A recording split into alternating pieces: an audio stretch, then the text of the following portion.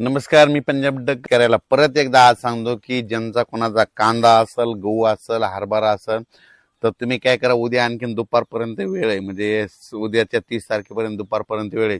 तुम्ही तुमचा कांदा असेल, गहू असेल, हरभरा असेल काढून झाकून ठेवा. कारण की राज्यामध्ये आतापर्यंत तुम्ही गारपीट होत असते, फक्त एका भागातच होते. पण ह्या पावसामध्ये 30 मार्च पासून ते 3 एप्रिल पर्यंत 31, 1, 2, 3च्या दरम्यान राज्यात ठिकठिकाणी गारपीट होणार आहे. आणि काही ठिकाणी लिंबासारखी गारपीट होईल, काही ठिकाणी बोरासारखी होईल, आणि काही ठिकाणी चिंचोक्यासारखी गारपीट सगळ्या जिल्ह्याला पाहायला भेटणार आहे. तर सुरुवातीला सांगू इच्छितो की मग गारपीट जास्त कोणत्या एरियात होणार आहे. तर सुरुवातीला आपण उद्या 30 तारखेपासूनच राज्यात पाऊस सुरू होईल. पण हे पाऊस तुम्हाला सांगू इच्छितो, नंदुरबार जिल्हा झालं, धुळे जिल्हा झालं, नाशिक जिल्हा झालं, जळगाव जिल्हा झालं, त्याच्यानंतर अहिल्यानगर, इकडं संगमनेर तालुका, त्याच्यानंतर मुंबई ठाणे, आपला मुरबाड ते परिसर, पालघर त्या परिसरामध्ये, कोकणपट्टी म्हणजे पालघर पासून ते डायरेक्ट याच्यापर्यंत कुडाळपर्यंत संपूर्ण कोकणपट्टी ह्या परिसरात देखील पाऊस पडणार आहे. सातारा, कोल्हापूर, तसेच तिथपर्यंत ह्या कोकणपट्टीमध्ये देखील खूप पाऊस देखील होणार आहे, गारपीट देखील होणार आहे, म्हणून हे लक्षात घ्यायचं. त्याच्यानंतर सांगायचं झालं विदर्भाकडून घेऊत आपण, वर्धा, नागपूर, भंडारा, गोंदिया, चंद्रपूर, यवतमाळ, वाशिम, हिंगोली, नांदेड, परभणी, लातूर, धाराशिव, बीड, जालना, संभाजीनगर, अहिल्यानगर, जळगाव, बुलढाणा, अमरावती, अकोला ह्या पट्ट्यात देखील म्हणजे 30 तारखेपासून तर 3 एप्रिल पर्यंत चांगला पावसाळ्यासारखा पाऊस पडेल. कुठं जिथं नाही पडलं तिथं वारं सुटेल आणि काही भाग सोडून देखील देईल, म्हणून हे लक्षात येतं. अवकाळी पाऊस सर्वदूर सगळीकडे पडत नसतं, हे सर्वप्रथम लक्षात येतं. तर मग आता तुम्हाला सांगतो, आता नेमके गारपीट कोणत्या कोणत्या जिल्ह्याला पाहायला भेटतं. तर तुम्हाला एक सांगू इच्छितो, सुरुवातीला मी परभणी जिल्ह्याचा आहे म्हणून परभणी जिल्ह्यातलं सांगू इच्छितो की परभणी जिल्ह्यात आमच्या इथं सेलू तालुका आहे माझा. म्हणजे माझ्या गावापासून कम्प्लीट इकडं वालूरकडं, म्हणजे वालूर, चारठाणा ह्या परिसरात गारपीट पाहायला भेटेल. म्हणजे आमच्या सेलू तालुक्यात भेटेल, जिंतूरकडे देखील भेटेल, पालम, परभणी जिल्ह्यामध्ये पालम देखील आहे, पालम पुण्याच्या त्या पट्ट्यामध्ये गारपीट बघायला भेटतं.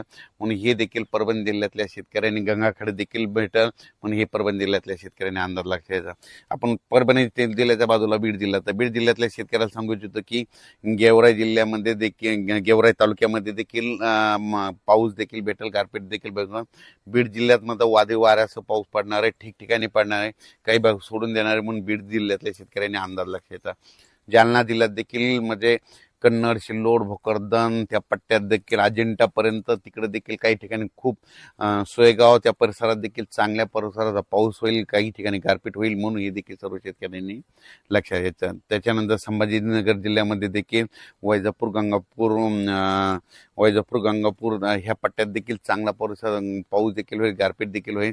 म्हणजे संभाजीनगर जिल्ह्यामध्ये चांगल्या प्रकारचा वादळी वाऱ्यासह पाऊस होणार, काही ठिकाणी गारपीट देखील पाहायला होणार नाही, म्हणून हे लक्षात येतं. अहिल्यानगरमध्ये देखील खूप ठिकाणी गारपीट पाहायला भेटेल, काही ठिकाणी वारं सुटेल, कुठं पाऊस पडेल, काही ठिकाणी निरंग देखील राहील.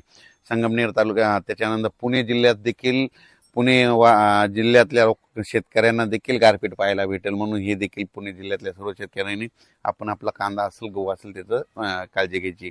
सातारा जिल्ह्यात देखील गारपीट पाहायला भेटेल. त्याच्यानंतर कोल्हापूर जिल्ह्यात देखील काय गारपीट पाहायला देखील भेटेल.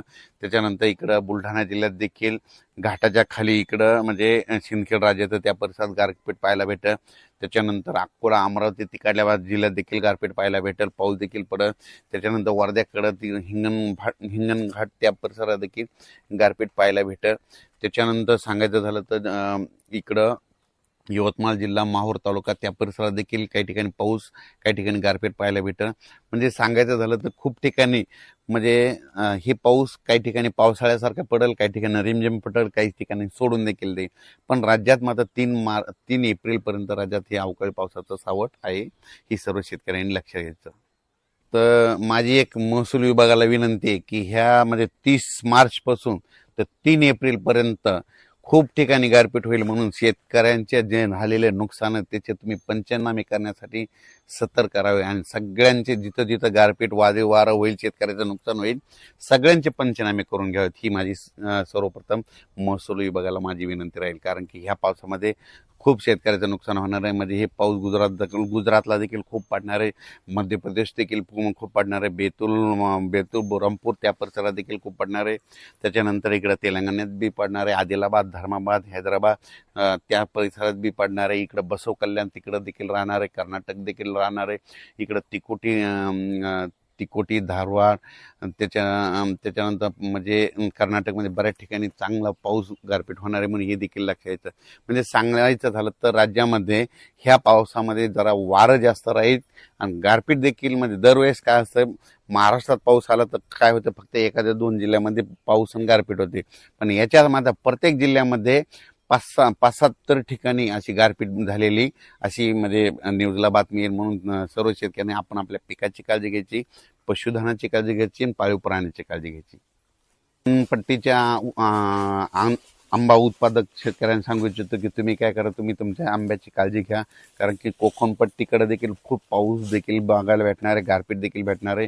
तसे नाशिक जिल्हा, त्याच्यानंतर नंदुरबार, धुळे, जळगाव ह्या पट्ट्यात देखील चांगल्या स्वरूपाची गारपीट पाहायला भेटणार. म्हणून त्या शेतकऱ्यांनी आपण आपल्या पिकाचं संरक्षण करावं.